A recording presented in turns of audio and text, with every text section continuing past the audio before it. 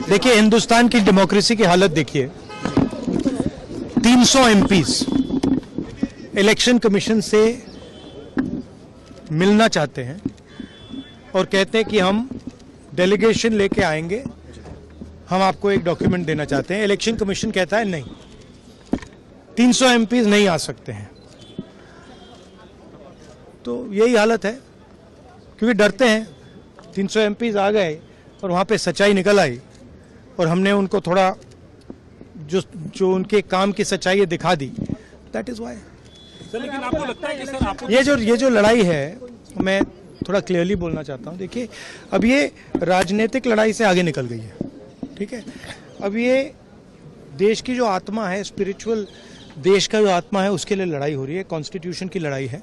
1 man 1 vote constitution का foundation है। 1 man 1 vote के बिना कॉन्स्टिट्यूशन का कोई मतलब नहीं है।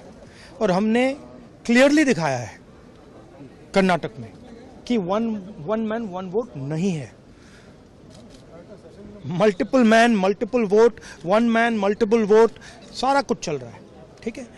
तो ये अब लड़ाई पूरी की पूरी ऑपोजिशन लड़ रही है और हिंदुस्तान के जो युवा हैं उनको ये बात समझ आ गई है।